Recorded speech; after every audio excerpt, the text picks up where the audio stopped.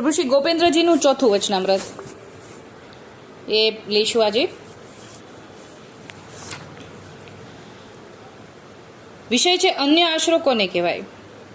હરબાઈબા તથા કુંવરજી ગાંધી તથા કૃષ્ણદાસ ભટ્ટ પૂછી રહ્યા છે ઠાકોરજીને કે અન્ય આશરો કોને કહેવાય, કૃપા કરીને સમજાવીને કહો. ત્યારે ઠાકોરજી ગોપેન્દ્રજી કહે છે કે હે વૈષ્ણવો, અન્ય આશરાનું તમે જે પૂછો છો તે તો ખરું, પણ વાત તો ઘણી કઠણ છે, જીવથી બનવી મુશ્કેલ છે.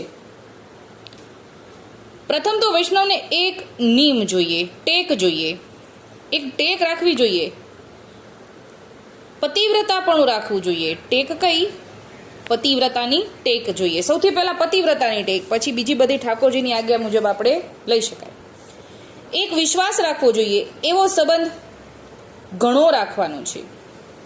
એ અનન્ય એક આશ્રયનો પ્રકાર છે. તે માટે વૈષ્ણવો ટેક છે તે મોટા ધર્મનું મૂળ છે. એટલે મારા જ ઠાકોરજી સિવાય બીજા કોઈ ઠાકોરજીને નમવું નથી. એ સૌથી પહેલી ટેક, પતિવ્રતાની ટેક, એ મોટા ધર્મનું મૂળ છે.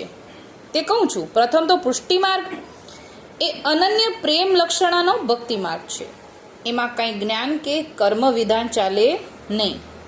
જે મોટા કહી ગયા છે તેમાં અમારા સેવકને આટલું અવશ્ય રાખવું જોઈએ. એટલે કે ગોપાલાલજી પણ આ જ આજ્ઞા કરીને ગયા છે કે અમારા સેવકોએ આટલું કરવું, કે આમાં જ્ઞાનની જરૂર નથી, પ્રેમની જરૂર છે.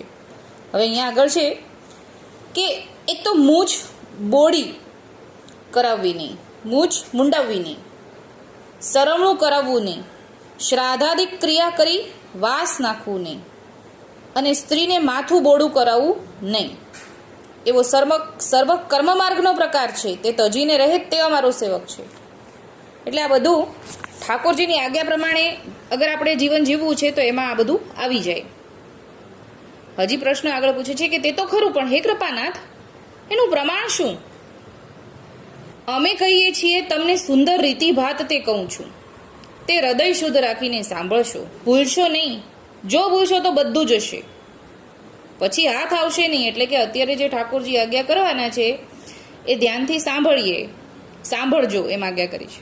પછી જો ભૂલી જશું તો કાંઈ હાથમાં આવશે નહીં. તે માટે ગ્રંથ 4 વૈષ્ણવ દાદાજીના સેવક પાક્કા પણધારી હોય તે વાંચજો. એટલે કે હવે આજ્ઞા કરવાના છે એ ભગવદીને સન્મુખ રાખીને આપણે સમજવાનું છે કે આપણે ઠાકોરજી શું આજ્ઞા કરી એ ભગવદી સમજાવશે. તેના કામનો ગ્રંથ છે. તેના માટે શ્રી ગોપેન્દ્રજીના વચનામૃતે લખ્યું છે. તે તો ખરું, હે કૃપાના માર્ગની રીત કહો. ત્યારે શ્રી ઠાકોરજી કહે છે કે જે અમારા સેવકોએ મૂછ બોડીક રાખવી નહીં.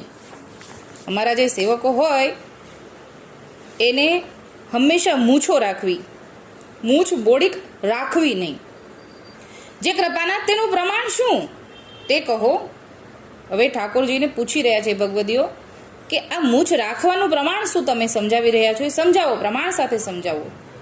એટલે ઠાકોરજી આજ્ઞા કરે છે, સાંભળો વૈષ્ણવો, જે અમોએ જાણ્યું છે તે તમને કહું છું, તે સાંભળો. શ્રી ગોકુળનાથજીને કલ્યાણ ભટ્ટે પૂછ્યું હતું કે હે કૃપાનાથ, મૂછ બોડી કરવાની ના કહો છો એનું પ્રમાણ શું? એટલે કે હવે આ સવાલ જેમ તમે અમને પૂછો છો એવી રીતે ગોકુળનાથજીને પણ એના સેવકે પૂછ્યું હતું અને પ્રમાણ પણ માગ્યું હતું. તો ગોકુળનાથજીએ કહ્યું, જે અમારો સેવક તે તો ઉત્તમ પુરુષોમાં પુરુષ છે, ઉત્તમ પુરુષમાં પુરુષ છે, તે તો અમારો સેવક છે. તે દૈવી જીવ, પુષ્ટિ જીવ, તે અમારો સેવક છે. તેને મૂછ બોડી કરાવવી નહીં. એટલે કે પુરુષ જે છે એ ઉત્તમ છે, અને બધા પુરુષોમાં ઉત્તમ પુરુષ મારા સેવકો છે. મારા જે સેવકો છે એ બધા પુરુષોમાં ઉત્તમ છે. એટલે મૂછ બોડી કરાવી નહીં.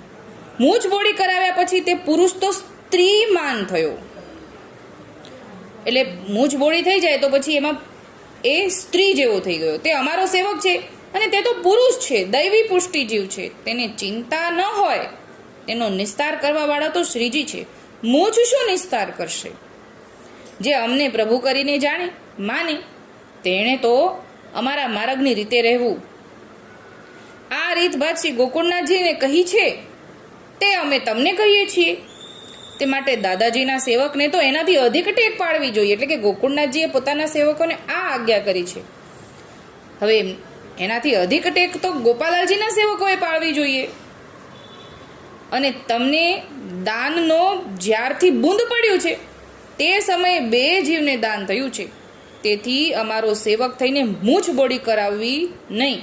જો મૂછ બોડી કરાવે તેનો અંગીકાર અમુક ક્યારેય કરતા નથી. એ અન્ય આશરો મોટો છે. અમારો સેવક જે છે તે તો અલૌકિક પુરુષ છે. તેથી તેની પાસે સકલ પદાર્થ છે. તે સકલ પદાર્થ શું? તે તો અમારું સ્વરૂપ છે. સેવન સ્વરૂપે અમે બિરાજીએ છીએ. એટલે એમ સમજાવે છે કે તમારી પાસે તો બધું જ છે, પછી આ બધું કંઈ કરવાની જરૂર નથી. મૂછ ન બોડી કરાવવાનું પ્રમાણ કે અમે તો ઘરમાં બિરાજીએ છીએ, તેના હરદામાં અમો સદાય બિરાજીએ છીએ, અમો રૂઢી જ દશા કરીએ છીએ. આ મૂછ ન બોડી કરવાનું પ્રમાણ. તેના જીવને કોઈ ગાંજી શકે નહીં. તેને કોઈનો ભય અથવા ડર નથી. તેની બરોબરી 7 મંદિરના સેવકો કરી શકશે નહીં. તે તો પ્રમાણ શ્રી ઠાકોરજીએ વધાર્યું છે. તે જીવનું ઘટાડવાનું શું ઘટવાનું? વૈષ્ણવ તો અલૌકિક થયો અને અમારો થયો. 4થું વચનામૃત સંપૂર્ણ. ગોપેન્દ્રલાલજીનું 4થું વચનામૃત. અત્યારે આટલું જ બોલીને મારી નાની વાતને વિરામ આપું છું. બોલો શ્રી ગોપાલ.